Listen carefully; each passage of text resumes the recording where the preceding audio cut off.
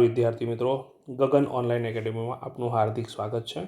તો આપણે વિભાગ જે એ છે એની અંદર ગઈ વખત આપણે શું જોયું? યસ, ખાલી જગ્યાઓના જવાબ કઈ રીતે લખવાના છે, ગણતરી કઈ રીતે કરવાની છે જોયું. હવે આજે આપણે ચાલુ કરી રહ્યા છે ભાગ 3 વિભાગ એનો, બરાબર છે, જેની અંદર ખરા છે કે ખોટા એ સમજવાનું છે. તો જેની અંદર આપણે પ્રકરણ 3 જે છે એનાથી સ્ટાર્ટ કરીશું. પ્રકરણ 3ના પ્રશ્નો આપેલા છે. તો સમીકરણ 3x = 7નો આલેખ x અક્ષને સમાંતર છે કે નહીં ચેક કરીએ. તો જુઓ 3x = 7 છે, બરાબર મિત્રો, આપણને આપેલ છે. તો x બરાબર શું આવશે? 7/3 આવશે. એટલે જો હું આલેખ દોરું મિત્રો, બરાબર, રફલી, તો એક્સની વેલ્યુ તો નક્કી છે 7/3. તો એક્સની વેલ્યુ 7/3 છે જ. તો વાયની વેલ્યુ બદલાશે. તો અહીંયા એક્સની વેલ્યુ 7/3 છે, તો 7/0, બરાબર, પહેલું બિંદુ. બીજું બિંદુ ઉદાહરણ તરીકે 7/3 અને સામે શું છે?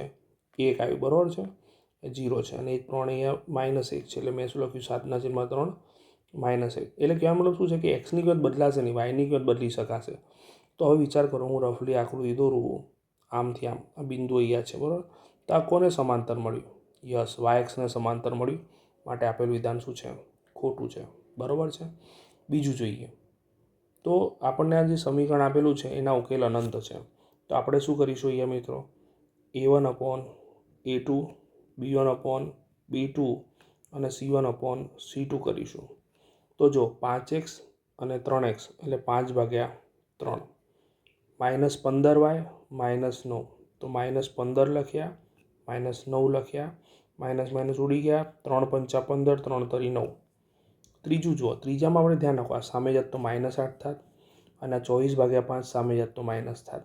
એટલે -8 લખ્યા, -24/5 લખ્યા, છેદનો છેદ અંશમાં જતો રહે, માઇનસ કેન્સલ, એટલે 8 × 5/24, બરાબર છે. તો 8 તરી 24, તો 5/3. તો શું 3 3 સરખા મળ્યા? યસ, એક્સલન્ટ, 3 3 સરખા મળ્યા. એટલે વિધાન શું છે? સાચું છે. ત્રીજા નંબરનો જોઈએ તો આપણું જે સમીકરણ છે એમાં આલ્ફા બરાબર શું છે? 1 મૂકીએ તો 1 3 મૂકીએ તો અહીંયા સમજો કે અહીંયા અનંત ઉકેલો મળે છે એવી વાત કરવાની. તો ફરીથી ઉપરની જેમ a1/a2, b1/b2 અને c1/c2 કરીએ. તો a1માં અહીંયા આલ્ફા છે અને અહીંયા શું આવશે? 2 આવશે. તો આલ્ફાની કિંમત 1 લેવાની કીધી છે અને છેદમાં તો 2 જ છે. b1ની કિંમત 3 અને અહીંયા શું છે? 6. જો b1 3 અને અહીંયા b2 શું છે? 6 છે. એટલે 3 દુ 6 થશે, એટલે 1/3 થશે. c1 જોઈએ તો જો આ -7 સામે +7 ને 14 સામે જાત તો -7 થાત, જો -14 થાત. તો અહીંયા લખ્યા 7 + અને 14 માઇનસ, તો 7 દુ 14 તો આવ્યા, અને જો આવે 1/3 પણ આવે, પણ કેવો આવ્યો? માઇનસ આવ્યો. અને માઇનસ આવે મિત્રો એટલે શું થાય?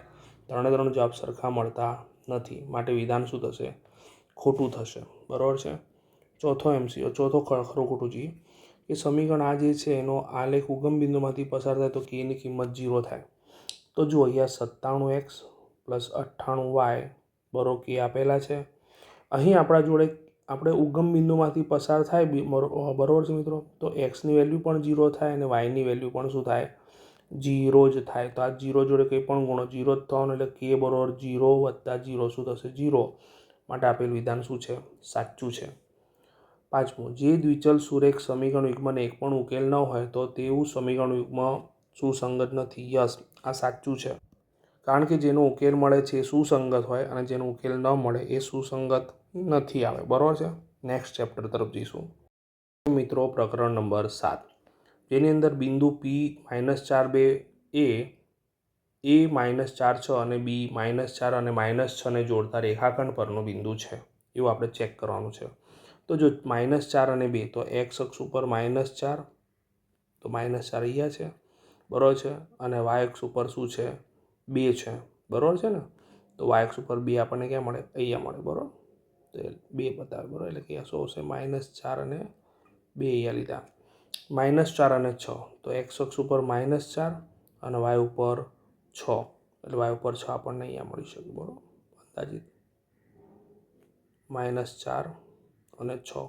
ઓકે, આ એ બિંદુ છે, આ પી બિંદુ છે. હવે બી બિંદુ છે -4 ને -6, તો x ઉપર -4 અને y ઉપર -6, બરાબર છે. x ઉપર -4 અને y ઉપર -6, એટલે અહીંયા મળે. તો જોઈને જ ખબર પડી રહી છે મિત્રો કે આપણા જે ત્રણેય બિંદુઓ છે બરાબર છે, એ આપણને રફલી મેં આકૃતિ બતાવી છે, એક જ લાઇનમાં જોવા મળી રહ્યા છે. બરાબર છે, એટલે વિધાન કેવું છે? સાચું છે. બીજું, એક વર્તુળનું કેન્દ્ર એ ઉગમ બિંદુ છે. બરાબર, બીજા પ્રશ્નની વાત છે.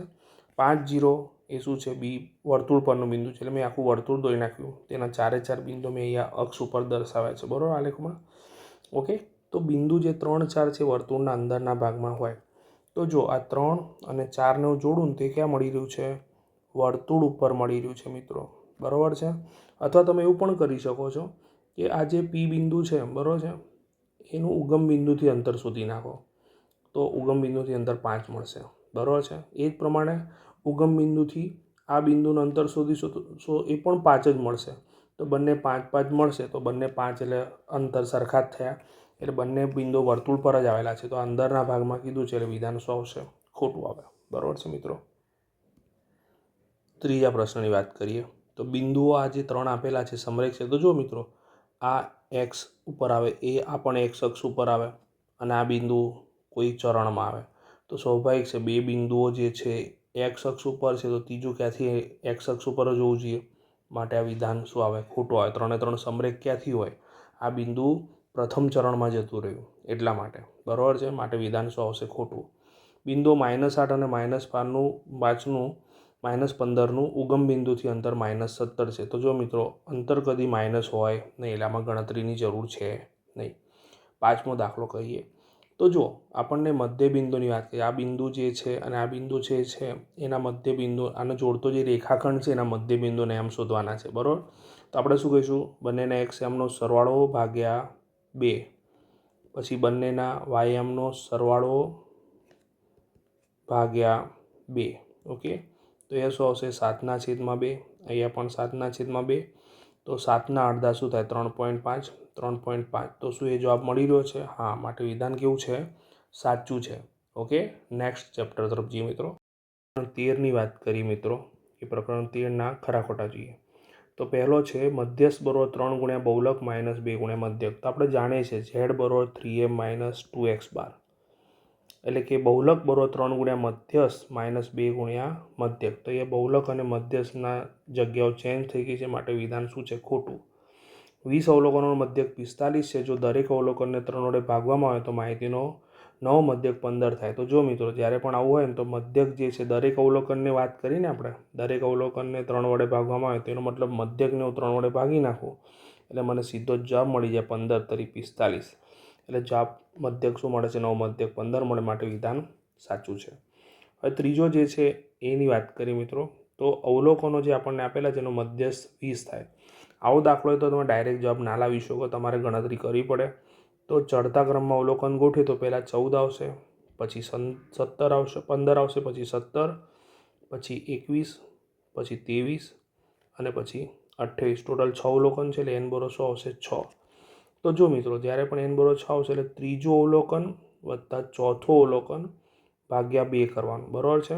એટલે આપણું સૂત્ર જે મોટું છે n/2 અવલોકન પ્લસ n/2 + 1 અવલોકન, એટલે 6 છે એના અડધા 3 લખે. ત્રીજું અવલોકન અને ચોથું અવલોકન ભાગ્યા 2. તો ત્રીજું અવલોકન છે 17. બરાબર છે મિત્રો. ત્રીજું અવલોકન છે 17 અને ચોથું અવલોકન છે 21 ભાગ્યા 2. મિત્રો, આનો સરવાળો કરે તો કેટલા થાય? તો 7 ને 1 8 થશે, 2 ને 1 3 થશે, ભાગ્યા 2. તો 19 દુ 38 અને આવ્યો છે જવાબ 20. માટે વિધાન શું છે? ખોટું છે. ચોથાની વાત કરીએ ખરા ખોટાની. 20 અવલોકનોનો મધ્યક 25 છે. તેમાં જો એક નવું અવલોકન ઉમેરવામાં આવે તો 21 અવલોકનોનો મધ્યક શું થઈ જાય? 26. એ તો નવું અવલોકન શોધો. તો જો મિત્રો, નવું અવલોકન, તમારે નવું અવલોકન શોધવાનું છે. તો નવો ગુણાકાર, એટલે કે અવલોકનોનો જે મધ્યક અને અવલોકનોની સંખ્યા જે છે એનો ગુણાકાર કરવાનો, અને જે જૂનો મધ્યક છે એને એના અવલોકન છે એનો ગુણાકાર કરવાનો. બરાબર છે. ઓકે, તો આ રીતે આપણે ગુણાકાર કરીશું તો આપણને 546 મળશે. -20 અને 25નો ગુણાકાર કરીશું એટલે 500 મળશે. બાદબાકી કરીશું તો શું મળશે? 46 મળશે. તો અહીંયા 46 છે જ. માટે વિધાન શું છે? સાચું છે. મધ્યકના સૂત્ર x બાર બરોબર a plus sigma fi d upon sigma fiમાં i, દરેક i માટે ડીઆઈની કિંમત xi માઇનસ a છે. તો આ વિધાન સાચું જ છે. આ તો સૂત્ર જ છે. ઓકે, પ્રકરણના ખરા ખોટા જોઈએ. તો પહેલું ખરું ખોટું જોઈએ, p ઓફ a જેમ પી ઓફ એ બાર આપણને 3/7 આપેલા છે. આની હિન્ટ આપો મિત્રો. જુઓ, આવો દાખલો જ્યારે પણ આવે ને ત્યારે તમારે શું કરવાનું, આનો સરળ કેટલો થાય, 10 થાય, બરાબર છે. તો અહીંયા 3 છે અને આનો ગુણોત્તર 7 છે, બંનેના છેદમાં 10 લખી નાખ્યા. તો હવે મને કહો પી ઓફ એ બાર કેટલા દેખાય છે, 7/10 એટલે 0.7 કહેવાય. તો અહીંયા તો 0.3 આપ્યા જ, માટે વિધાન શું છે, ખોટું છે. બીજો જોઈએ, કોઈ ઘટના એ માટે પી ઓફ એ અને પી ઓફ એ બાર થાય તે શક્ય છે. તો હા, શક્ય છે. તમે વિચાર કરો, કોઈ સિક્કો છે એને ઉછાળવામાં આવે તેના પર 2 પરિણામ મળે, બરાબર છે. તો કાંટો આવવાની સંભાવના, કાંટો એક વખત આવી શકે અને છાપ પણ એક વખત આવી શકે.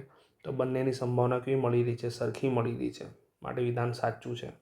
ત્રીજું, કોઈ ઘટના એ માટે પી ઓફ એ હંમેશા પી ઓફ એ બાર કરતાં હંમેશા અધિક હોય. ખોટું.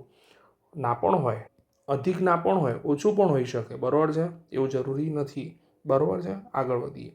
ચોથું, તો પી ઓફ ઈ અને પી ઓફ ઈની વેલ્યુ 0.05 આપી છે. તો ઘટના ઈ નહીં એટલે કે પી ઓફ ઈ બાર કહેવાય.